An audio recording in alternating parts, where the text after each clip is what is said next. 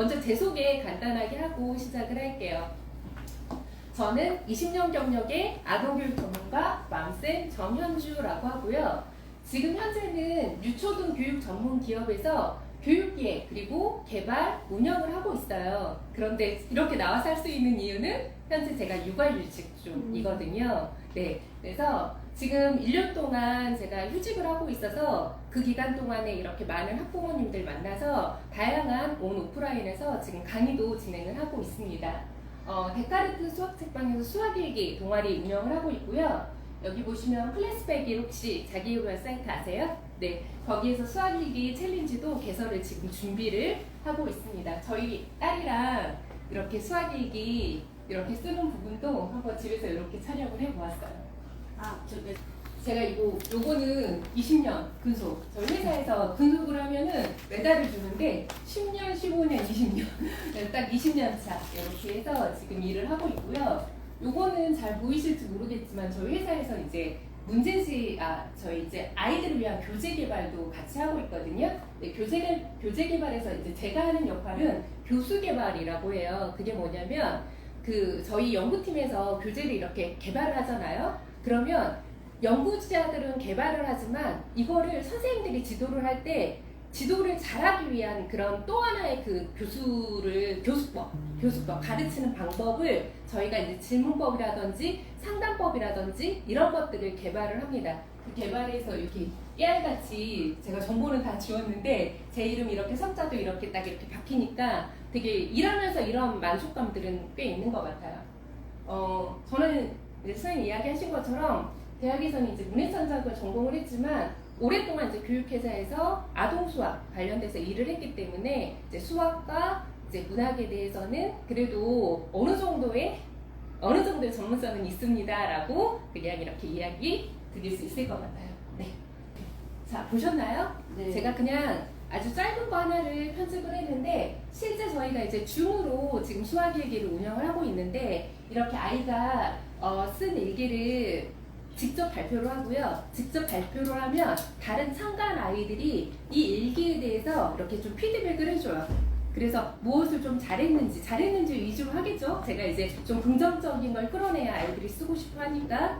그리고 나서 이후에는 제가 또 이렇게 어떤 부분을 잘했고 어떤 부분을 더 잘하면 좋을지에 대한 그런 피드백을 통해서 우리 아이가 일기 쓰기에 대한 그런 즐거움을 주고 있는 게 수학일기 동아리에서 하고 있고요.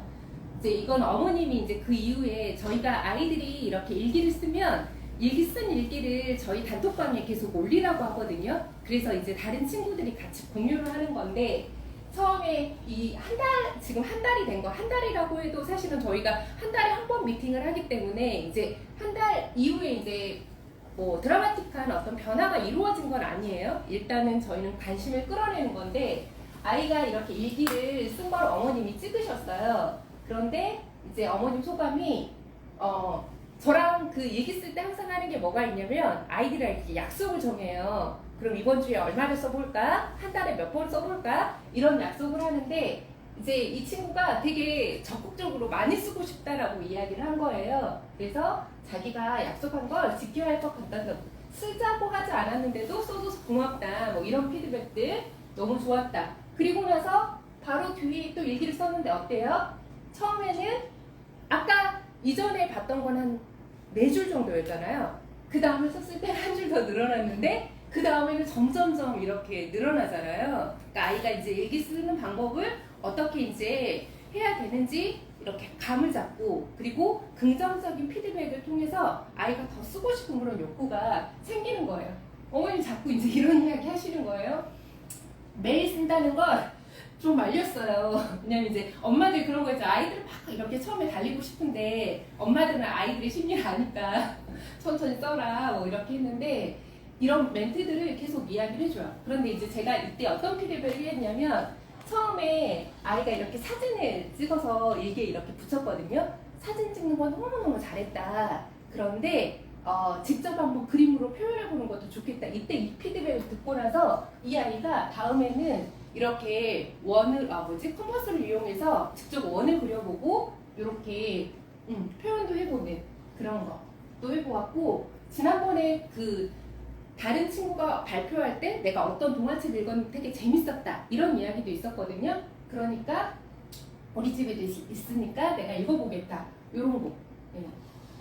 이런 것들을 직접 하고 있습니다. 그러니까 이게 수학일기 동아리를 제가 데카르트에서도 하면서 되게 이제 긍정적인 부분 중에 하나는 저희가 이제 어떤 학습이든지 마찬가지겠지만 푸시를 하면 어떻게 돼요? 자꾸 심리적으로 뒤로 밀려나게 되는데 이렇게 좀 긍정적으로 피드백해주고 더 잘할 수 있도록 칭찬을 해주면 아이들이 자석처럼 또 저한테 당겨오거든요. 저는 이제 그런 역할들을 좀 하고 있어요. 그러면 이 아이들이 처음에 3월에 시작했을 때는 정말 2줄밖에 못 썼던 아이들도 지금 이제 조금 더 실력이 늘어나는 거니까 이런 것들이 조금 더 정착이 되게 되면 어떻게 될까요? 이제는 선생님의 도움 없이도 이제 스스로 쓸 수 있는 그런 게 되게 되겠죠. 이제 그런 걸 바라시는 거잖아요. 그게 이제 저희가 동아리에서 하고 있는 그런 일들이다라고 생각을 하시면 될 것 같습니다. 그럼 이제 어머님들이 이제 수학일기라는 것들에 대해서 어느 정도 기본적인 개념은 있어야 내가 이제 앞으로 어떻게 우리 아이를 좀 이렇게 코치를 해줘야겠다 이런 생각이 들 것 같거든요. 그러니까 그 3학년까지는 유치부터 저학년까지는 아 수학일기라는 게 이런 거야 라고 이제 경험을 좀 하는 시기라면 4학년부터는 이제 엄마나 선생님의 도움 없이 좀 스스로 자기 생각을 정리를 해야 되죠. 왜냐면 요즘 이제 중학교 가게 되면 수행평가를 좀 많이 하게 되는데 그 수행평가에서 가장 핵심이 사실은 어떻게 논리적으로 자기의 생각을 글로 표현해내는가이거든요. 그러니까 아무리 뛰어난 아이여도 결국은 글쓰기가 조금 어려워지면 선생님들은 왜 보여지는 결과물로 평가할 수밖에 없으니까 그래서 4학년부터는 좀 이제 쓰기를 좀 본격적으로 좀 준비를 해주면 좋을 시기. 네, 딱 적합한 우리 어머님들이 모이신 것 같아요. 네, 그러면 일단은 지금 현재 꾸준히 쓰고 있는 어머님들은 없으시니까 제가 이제 수학일기에 대한 기본적인 개념을 좀 이야기를 드릴게요. 사실은 대형 학원 그리고 이런 수학 공부방 이런 데서 좀 내가 수학을 좀 제대로 지도를 해야겠다라는 마인드를 가지고 계신 원장님들은 대부분 수학일기라는 컨텐츠를 선택을 합니다. 이유는 배운 것을 자기 개념을 정리하는데 이보다 좋은 학습법은 없기 때문에 그래요.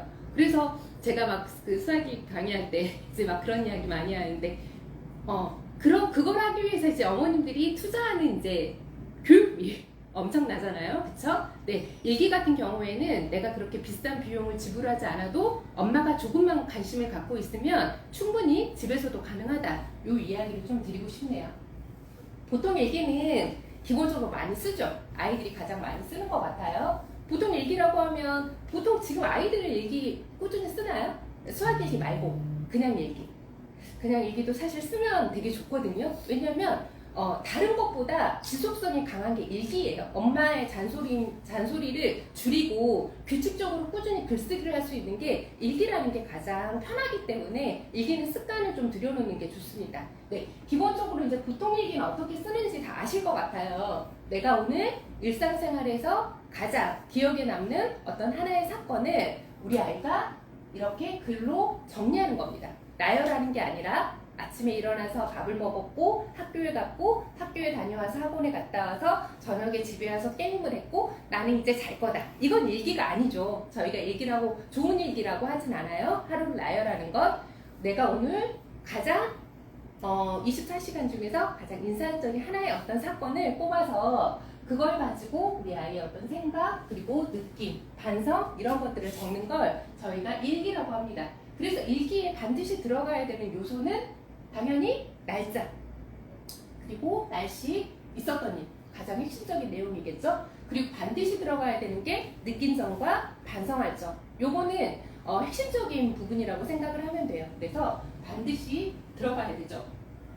그런데 그러면 수학일기랑 어떤 차이가 있냐? 차이는 없어요. 딱 한 가지만 다른 거예요.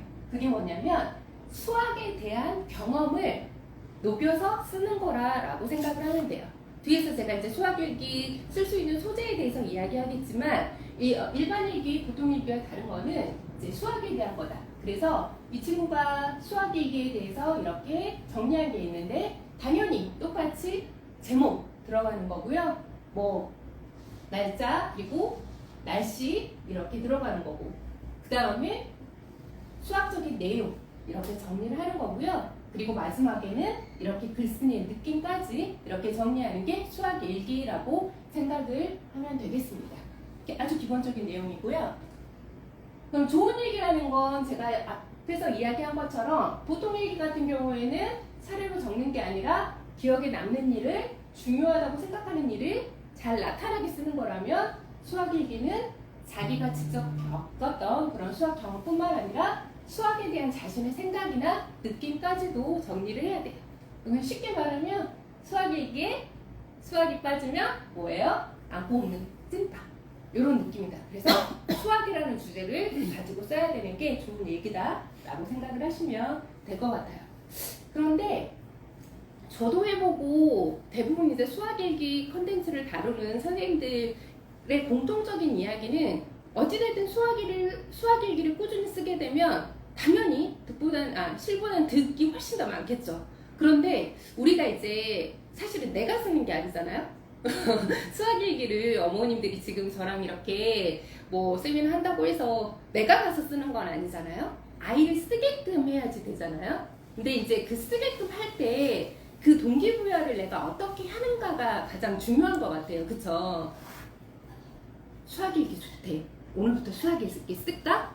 이렇게 하면 어때요? 아이는 지금까지 했던 나의 어떤 학습에 또 하나의 추가 학습이라고 생각하지, 전혀 내가 기분 좋게, 아까 그 친구의 어떤 변화처럼 즐겁게 쓰려고 하지 않거든요. 우리가 끌어내는 건 결국은 아이의 어떤 자발성을 가지고 좀 끌어내야지 될 것 같아요. 그래서 어머님들이 그냥 제 이야기를 좀 들어보면서 왜 수학일기를 써야 되는지 한 4가지를 제가 설명을 드릴 건데, 이 4가지 부분 한번 들어보시고 내 아이에 맞는 것들을 캐치를 해서 아이한테 해야 돼요. 왜냐면 아이들한테는 공부해라, 일기 써라 막 이렇게 한다고 해서 절대 동기부여가 안 되고, 왜 해야 되는지에 대한 것들이 설득이 되면, 자기한테 그게 도움이 된다라고 생각하면 그때 움직이는 거거든요. 그래서 그런 것들을 어머님 좀 잘 한번 들어보시고 내 아이한테 가장 맞는 게 어떤 건지를 좀 생각을 해보시면 좋을 것 같아요. 저는 4가지로 이제 정리를 했는데, 당연히 수학 개념. 수학에서 일단 가장 중요한 건 개념이잖아요. 개념을 어찌됐든 자기화를 시켜야 결국 그거를 응용을 해서 문제풀이도 할 수 있게 되고 뭐 사고까지도 할 수 있는 거니까 수학 개념을 제대로 이해할 수 있어요. 뒤에서 다시 한번 더 정확하게 설명할 거예요. 그리고 쓰다 보면, 자기 생각을 정리하다 보면 당연히 배운 것을 완전히 내 것으로 만들 수 있겠죠. 근데 일기를 쓴다라는 게 사실은 고도의 어떤 자기 생각을 끌어내는 그런 작업이거든요.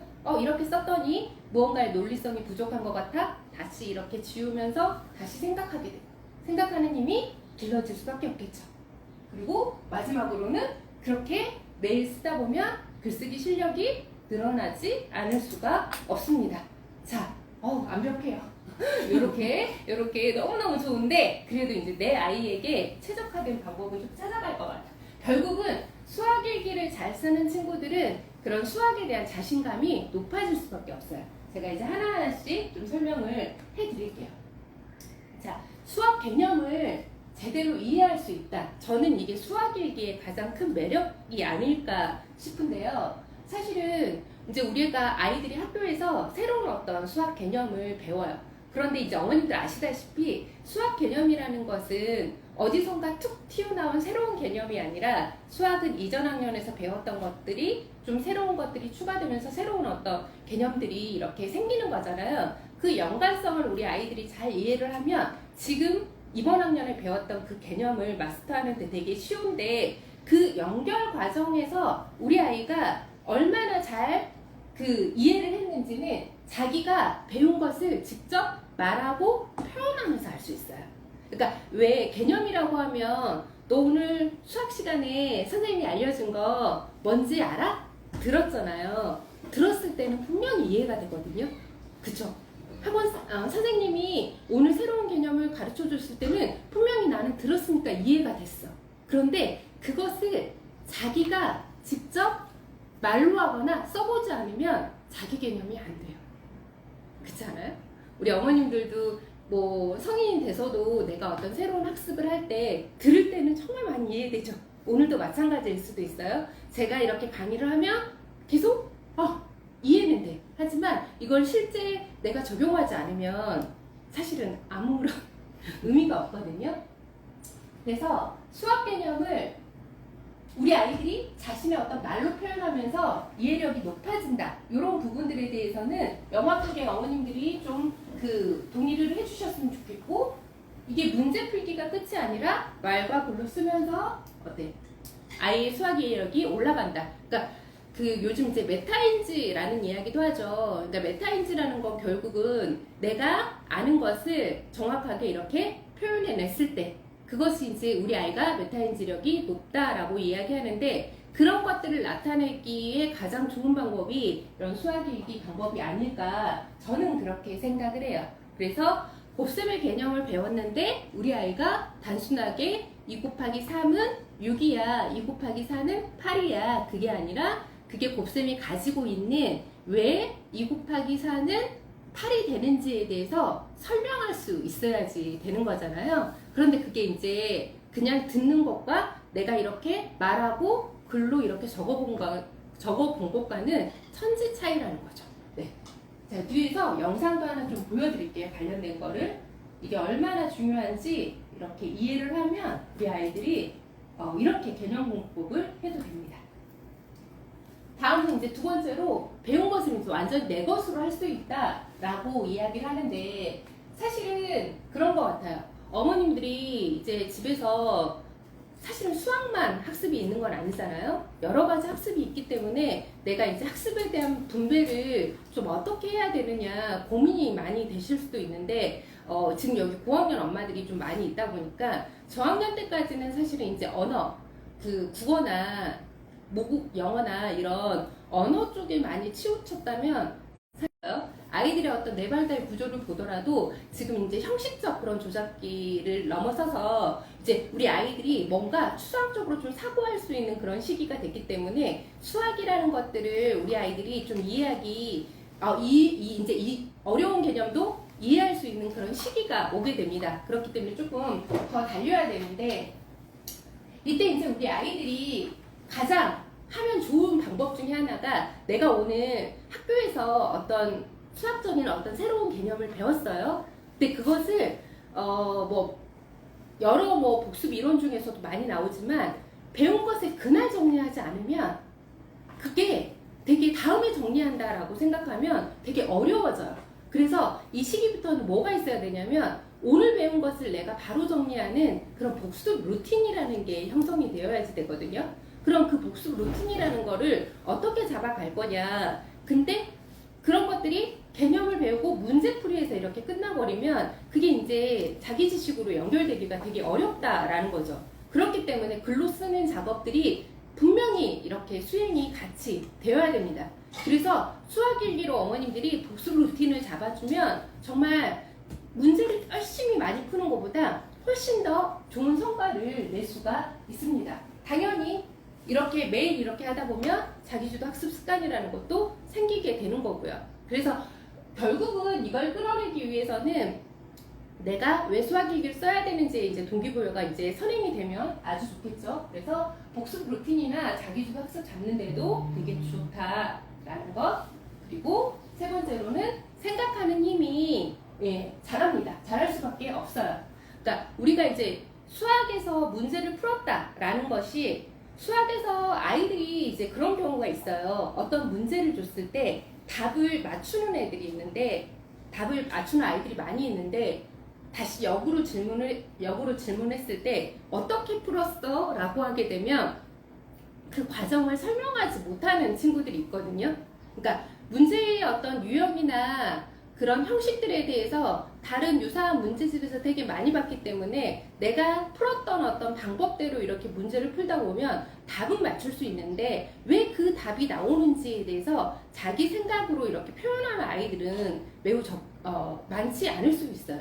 그리고 답을 끌어내는 방법이 한 가지는 아니라 되게 여러 가지 방법이 있을 텐데, 우리가 수학적으로 사고력이 높다라는 친구들을 보게 되면 하나의 어떤 문제에 대해서 그 풀이의 어떤 과정을 되게 여러 가지를 좀 말할 수 있는 친구들이 있거든요. 그런 친구들이 이제 수학적인 어떤 사고가 좀 높다라고 이야기하는데, 사실은 초등 때는요 이런 연습들이 좀 많이 필요해요. 그래야지 중고등 때 이 초등 때 단련된 그런 학습법을 바탕으로 해서 중고등식의 많아지는 학습량, 어려워지는 그런 어려워지는 구간에서 스스로 좀 극복을 할 수가 있거든요. 그래서 초등 시기 때는 사실 어머님들이 여러 문제를 많이 풀게 하는 것보다 아이가 어떤 하나의 그 문제를 풀더라도 좀 다양한 사고를 하게끔 유도하는 게 좋아요. 이제 아직 중학생들은 아니시잖아요. 중학생들을 키우진 않기 때문에, 그렇다면 좀 거기에 더 많이 초점을 둬야 돼요. 요즘 이제 교과서도 뭐 초등학교 저학년 교과서를 2학년 어머님이시라고 하는데, 교과서에서도 단순하게 그냥 뭐 22 빼기 뭐 8을 하세요, 이렇게 받아내림이 있는 뺄셈을 할 때도 아이한테 그 답을 한 가지만 풀게 하는 거 아니거든요. 여러 가지 방법으로 풀어보세요 라는 이야기가 꼭 나오는 거예요. 그게 우리 아이들이 좀 사고 훈련을 좀 시키기 위한 또 하나의 방법이기도 하거든요. 그래서 수학일기를 쓰면서 우리 아이들이 좀 그런 연습을 좀 많이 해보는 게 정말 좋습니다. 그래서 이런 부분들 매우 좀 중요하고, 그러니까 문제를 풀 때 제가 여기 이제 몇 가지 그 질문법을 좀 더 했는데, 우리 아이가 어떤 문제를 풀었어요. 자기의 논리대로. 그런데 풀이 과정을 보니까 좀 더 간단하게 풀 수 있는 방법은 없을까? 이런 식의 어떤 코멘트. 이렇게 지금 문제가 나왔는데 어떻게 다른 문제로 좀 바꿔볼 수 있을까? 이런 질문들. 그리고 풀이 방법을 어떻게 다르게 한번 설명해 볼까? 이런 연습들이 좀 되어야 아이들이 중고등 수학을 되게 조금 더 어려운데 그나마 좀 수월하게 다가갈 수가 있거든요. 그래서 이런 사고력을 키우는데 수학일기가 좋은 도구가 될 수 있다, 이런 이야기를 좀 드리고요. 마지막으로 그쵸, 주변에서 이렇게 글 잘 쓰는 사람들 이렇게 물어보면 어떻게 그렇게 글을 잘 써? 왜 글을 잘 쓰는 사람들은 글을 잘 쓸까요? 많이 써봤어요. 그럼요. 맞아요. 많이 읽어보고 많이 써봤기 때문에 글을 잘 쓰는 거예요. 그건 어떻게 할 수가 없어요. 물론 그 쓰는 것에 대한 특별한 내가 타고난 그런 능력이 있을 수도 있겠지만, 대부분의 좋은 작가들은 어때요? 그만큼 많이 읽었고 많이 썼습니다. 그렇기 때문에 글쓰기 능력은 솔직히 수학일기를 하다 보면 동반적으로 자연스럽게 향상이 될 수밖에 없는데, 사실은 저는 그런 이야기예요. 저도 이제 글을 쓰고 있는 사람이고, 제가 아이들을 좀 이렇게 보다 보면 처음부터 잘 쓰는 건 아니에요. 여러 차례의 우리 아이 수정의 어떤 작업을 거쳐서 결국은 이제 하나의 좋은 결과물이 나오는데, 아이들이 처음에는 한 문장 썼다가 지금 3문장, 5문장 이렇게 쓰면서 문장의 길이만 좋아지는 게 아니라, 문장의 그 양만 좋아지는 게 아니라 그 단어의 선택, 문장의 어떤 구조도 확실히 좋아질 수밖에 없어요. 예. 그렇기 때문에 일단 무조건 써야 돼요. 많이 써봐야 돼요. 제 딸이 지금 7살인데, 제가 결혼을 좀 늦게 해서 좀 7살인데, 제가 6살 1월 52개월부터 일기 쓰기를 하고 있거든요. 근데 이제 주 3회를 쓰고 있어요. 주 3회를 썼거든요. 근데 처음에 이 세 줄 쓰기가 너무 힘든 거예요. 근데 이제 그걸 강요하진 않았어요. 왜냐면 그냥 하루에 있었던 일을 한 줄이든 두 줄이든 그냥 표현해 보는데 의의를 줬고, 그 다음에 주에 한 3번 정도는 쓰면 좋겠다라고 했는데, 얘가 딱 3개월 하고 나서 그 3줄의 허들을 한 번 넘더라고요. 이게 6줄, 일기장 칸이 이제 6칸짜리였는데, 그 6칸에 이제 절반밖에 못 채웠던 애가 그날 되게 그 일기 쓸 때 기분이 좋은 감정이었나봐요. 뒤에 더 쓰고 싶은 이야기가 있대요. 그러더니 한번 6줄 허들을 넘어가더니 그 이후부터는 6줄을 썼어요. 근데 이번에 이제 일기장 바꿀 시기가 되어서 이제 집에 사시면 일기장 어디서 받은 것도 많고 이러다 보니까 굳이 구매하진 않아요. 하나를 꺼냈는데 12줄짜리인 거예요. 12줄. 근데 6줄을 1년 정도 이렇게 써보다 보니까 이 12줄을 넘어가는 게 또 기분 좋을 때 12줄 넘어가는 게 됩니다. 7살인데도. 근데 그게 제가 왜 된다라고 이야기하냐면, 처음부터 12줄을 쓰라고 하면 아이들이 어려워하지만 어떤 아이들의 어떤 수준에 맞게 단계 이렇게 쓰게끔 하면 결국은 그게 돼? 라고 하는 것들이 사실 되는 거거든요. 이제 거기에서 이제 엄마가 포기하지 않아야 되는 거 뭐예요? 엄마의 역할은 포기하지 않고 끊임없이 그냥 격려해주고 지지해주는 것들을 필요하죠. 네, 그렇게 되면 결국은 글쓰기 잘하게 되는 거고요. 요즘 이제 대입의 어떤 평가도 이제 선원수령이 뭐 많이 늘어난다. 그런 것들이 지금까지 말만 있었지만 그래도 현실적으로 이번에 이제 대입 개편안에 선원수령에 대한 언급들이 구체적으로 좀 나오기 시작을 했죠. 물론 그게 이제 한 문장이든 세 문장이든 오히려 긴 것보다 짧게 쓰는 게 압축해서 자기 생각을 써야 되기 때문에 더 어려울 수 있어요. 예. 그런 대입에 대한 어떤 준비도 해야 되고, 중학교 때는 수행평가 이런 것도 준비합니다. 제가 이제 아시는 선생님, 중학교 수학 선생님이 이제 있는데, 그분이 이제 수행평가 할 때 가장 이제 중학교 수학 선생님인데, 자기가 이제 수행평가 할 때 가장 이렇게 많이 다루는 게 수학일기라고 하는데, 그만큼 수행평가에도 이렇게 좀 도움이 됩니다. 그렇기 때문에 이러한 수학일기를 쓰다 보면 왜 이제 우리가 아이가 써야 되는지에 대한 그런 이유는 충분히 있어요. 그런데 이 이유 중에서 내 아이한테 가장 맞는 게 어떤 건지 하나를 좀 골라보시고, 그걸 가지고 오늘 아이랑 좀 이야기를 해보면서 좀 동기부여를 끌어내는 것이 가장 좋을 것 같아요. 그러면 수학일기라는 거 어떻게 쓰느냐, 뭐 3가지 방법이 있을 텐데, 당연히 수학일기이기 때문에 수학이라는 소재가 들어가야겠죠. 그러면 수학적 경험은 분명히 있어야 됩니다. 이거 없이는 이제 수학일기를 쓸 수가 없으니까. 그리고 경험을 했으면 좀 생각을 좀 정리하는 과정이 필요할 것 같아요. 경험을 했는데 바로 이렇게 들어가게 되면 되게 날것의 그런 느낌의 그런 일기가 나올 수가 있거든요. 그래서 처음 했을 때는 우리 아이가 오늘 어떤 수학적인 경험을 했으면 그걸 가지고 좀 생각을 정리하는 시간을 먼저 가졌으면 좋겠어요. 근데 제가 보니까 유치나 초조 단계에서는 이 생각을 정리하는데 이렇게 사고가 좀 확장하는데 혼자 하기에는 조금 무리는 있을 수 있으니까 이건 엄마가 좀 같이 해주시고, 초보가 되면 이제 아이가 스스로 그런 정리하는 과정을 갖도록 해주시는 게 좋습니다. 그리고 이제 본격적으로 수학 일기를 쓰는데, 어머님들이 이제 수학 일기라고 생각을 하면 기본적으로 내가 앞서 이야기했던 보통 일기 형식을 떠올릴 수 있는데, 그게 이제 가장 기본이 되겠지만 이 수학일기라는 게 결국은 일기 형식이 될 수도 있고, 그 다음에 이런 수학 관련된 그림책을 읽고 독후감 형태여도 사실은 상관없습니다. 어떤 아이는 그거를 초등학교 고학년 정도 되면 만화로 이렇게 표현하는 친구들도 있을 수도 있고, 수학을 가지고 뭐 동시로 쓸 수도 있고, 내 개념을 뭐 설명하는 형태의 설명하는 글로 쓸 수도 있고요. 그 방법은 되게 다양합니다. 그래서 내가 어떤 형태의 수학일기를 쓸 것인지 이거를 좀 결정한 다음에 일기장을 펼치고 이제 쓰면 좋겠죠. 그래서 이런 수학적인 경험은 가장 그래도 이제 어머님들이 일상적으로 좀 많이 할 수 있는 일은 그거 같아요. 오늘 내가 학교에서 배웠던 그 내용 중에서 그거를 좀 일기로 이렇게 정리하는 거, 교과서에서 배웠던 거, 아니면 내가 문제집을 풀다가 어떤 부분에서 이건 좀 일기로 다시 한번 정리하고 싶다 하는 것들은 요게 있을 수 있고요. 두 번째로 이제 저는 이게 제일 좋은 것 같아요. 책을 읽고 좀 쓰다 보면 아이들이 훨씬 더 개념 정리하는데 수월하게 할 수 있고 재미있게 할 수 있어요. 그래서 이런 것도 수학적인 경험이 있을 수 있고, 초전화 유치 시기 이때는요, 이런 내가 직접 생활 속에서 경험한 어떤 수학적인 개념들을 발견하는 게 좋아요. 그래서 이런 가이드들, 이런 것들이 사실은 뭐 내가 어머님들이 이렇게 생활 속에서 경험한 내용들이 가장 좋아요 라고 하지만, 이제 또 그런 게 있어요. 경험을 했는데 그거를 수학적으로 어떻게 연결을 해야 되지?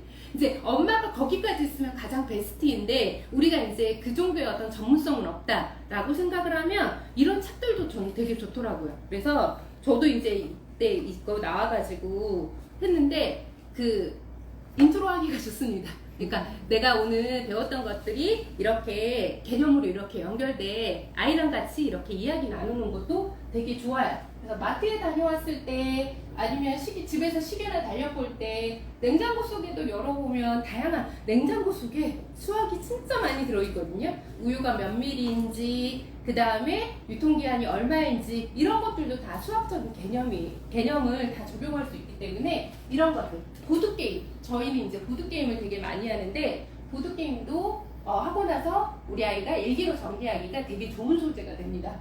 그리고 수학 체험전이나 도서관도 뭐 시간이 되시면 좋은데 많이 있진 않아요. 근데 저는 이제 남산 체험관을 한번 가봤는데 서울에는 이제 남산이랑 그다음에 노원 수학박물관 이렇게 있거든요. 근데 이제 그런 곳은 한두 번 이벤트로 이렇게 가면 좋은데 그냥 아이에게 그냥 수학에 오늘은 하루 정도 내가 수학적인 그런 푹 빠지게 하고 싶다. 그러면 이런 체험관들도 갔다 오면 아이가 이제 수학에 대한 그런 생각이 조금 달라지는 계기가 되니까 이런 곳을 다녀오시고 나서 써도 되죠.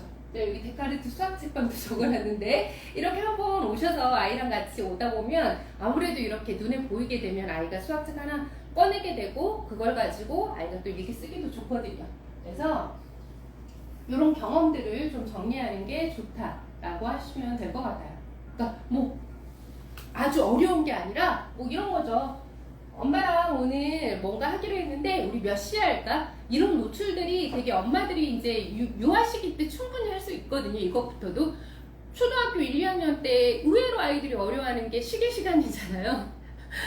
우리 그렇게 그때만 배우고 말지만 근데 되게 어려워하거든요. 왜 어려워하냐면 그렇게 노출을 우리가 많이 안 했고 아이들이 처음에 당연히 어려워할 수밖에 없는데 어려워하니까 어머님들이 그냥 제대로 안 가르쳐주고 넘어가니까 이걸 학교에서 교과서에서 시계 그림으로 만나고 그걸 계산하라고 하니까 어려운 거지 사실 시계 같은 경우에는 충분히 집에서 노출을 해주면 학교에서도 되게 쉬워요. 근데 그런 거 많이 하죠. 오늘 엄마랑 놀이 3시에 할까? 몇 시에 할까? 이런 약속 3시 반에 할까? 이런 약속들을 자주 노출을 해주면 충분히 가능합니다. 저는 제가 이제 수학 선생님이다 보니까 제 딸이 거의 마루타처럼 제 신호를 되게 많이 하고 있는데 7살인데 시계를 어떻게 접근을 하지? 라고 했는데 되더라고요. 그래서 이제는 그 60분에서 48분 그러니까 몇 분이 남았어? 이런 것들 하면은 됩니다 이게. 왜냐면 너무 제가 많이 했나 봐요. 근데 저는 이제 하나 꼭 지키고 있는 게 있어요. 저희 딸도 제가 조금만 이렇게 문제집처럼 이렇게 생긴 걸 하게 되면 엄마 공부하는 거지 이래요. 그래서 공부하는 티 안 나게 대화로 수학적인 대화로 충분히 하려고 애를 쓰고 있는데 그런 것들이 사실은 내가 노력하면 되는 것 같아요. 얼마나 노출하느냐. 요리도 되게 많이 하는데 재료가 얼마큼입니까? 나중에 이제 우리 아이들 6학년 때 이제 비례식 이제 비율 이런 거 배우는데 요리 같은 경우도 그래요. 레시피가 보통 이제 1인분 이렇게 레시피로 이렇게 나와 있잖아요. 근데 우리 집 식구는 3명, 지금 3인분을 만들어야 돼. 그럼 기본 레시피에서 3배를 해야 되는데 설탕이 50g이야. 그러면 3배를 만들면 얼마가 필요해? 3배 늘어나는 것들. 이런 것들이 교과서에서 배우면 어려운데 집에서 하면은 놀이로 하면은 돼요.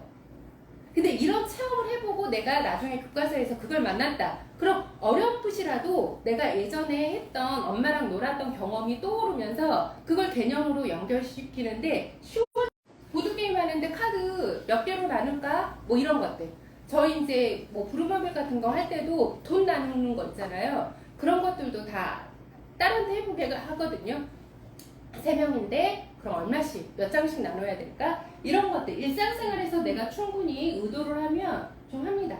그래서 저는 이렇게 직접 요리도 되게 많이 하고요. 요리할 때도 제가 막 이렇게 하는 게 아니라 아이한테 직접 다 해보게 해요. 제가 요리가 또 좋은 것 중에 하나가 이런 어떤 순서에 대해서 배우기도 하지만 뭐가 좋냐면 또 소근육도 되게 좋아져요. 어릴 때부터 이렇게 하다 보면. 근데 어릴 때 소근육이 발달이 된다는 거는 그냥 글씨를 쓰는 거, 그림을 그리는 거, 종이접기 하는 거 이것과 다 연결이 되어 있거든요. 어릴 때는 사실 그런 거 많이 해야 되잖아요. 색칠 많이 하고 종이접기 많이 하고 이렇게 하는데 이런 것들도 소근육이 발달되어 있지 않으면 애들이 되게 힘들어 하는데 이런 놀이 활동 같은 경우에도 직접 아이한테 주도권을 좀 주면 의외로 잘 따라서 하고요. 제가 이제 이런 것들도 하죠. 그러니까 집에서 어느 날 이제 아이가 좋아하는 파이를 먹는데 이 파이를 가지고 한번 나눠보는 거죠. 그러니까 뭐 이거는 왜 시작을 했냐면 제가 여기는 없을 수도 있나? 그 분수에 대한 책을 하나 이제 서점에서 빌렸어요. 저도 곱셈이네. 분수에 대한 책을 서점에서 이제 하나를 배웠는데 그게 분수다라 갑자기 이름을 잊었어요. 근데 그 책이 3학년, 4학년 아이들이 좀 이렇게 읽게 되어 있는 그 권장 도서였는데 그게 이제 7살 딸이랑 같이 읽었는데 그 전래동화에서 이렇게 소재를 차용을 해가지고 이렇게 빌렸거든요. 근데 의외로 되게 그게 재밌었나 봐요. 그래서 이제 그 활동을 이렇게 연결을 했는데 대분수나 가분수에 대한 개념도 이렇게 파이를 나눠보면서 하는 거죠. 예를 들어서 이제 파이는 4개 있는데 사람은 3명이야. 어떻게 나누지? 그러니까 똑같이 하나씩 가져가야 되지만 남은 하나는 그럼 어떻게 하지? 이렇게 되잖아요. 그럼 남은 파이 하나를 이렇게 3개씩 또 나눠서 뭐 이렇게 1과 3분의 1 아니면 3분의 4 이런 표현들도 내 엄마가 알려주는 게 아니라 아이의 입에서 이렇게 하는 거. 저희 딸이랑 같이 책을 읽고 이제 수학 일기 한번 써보는 활동이거든요. 근데 이 말을 제가 알려주는 게 아니었어요. 그러니까 원숭이가 30마리가 있는데 어떻게 셀까예요. 하나부터 30까지 세니까 너무 시간이 오래 걸리잖아요. 그럼 셋씩 묶어서 세워볼까? 라고 했기 때문에 그러면 3, 6, 9, 12가 되는 거예요. 그런데 다현아, 하나부터 30까지 그냥 세는 거랑 3, 6, 9 이렇게 세니까 어떤 게 다른 것 같아? 하니까 뛰어세니까 훨씬 더 빨리 셌대. 이 말을 아이 입에서 한 거거든요. 그리고 이제 그거를 글로 이렇게 정리하니까 이 개념은 이제 완벽하게 마스터가 된 거죠. 네, 이런 식으로. 그래서 일단 어떤 활동을 하게 되면 아이가 발견을 해야 되는데 이 확장이라는 과정이 되게 중요한데 이게 저학년이나 유치 아이들은 혼자 안 된다는 거죠. 부모님이 같이 도와주면 좋겠다. 이런 이야기.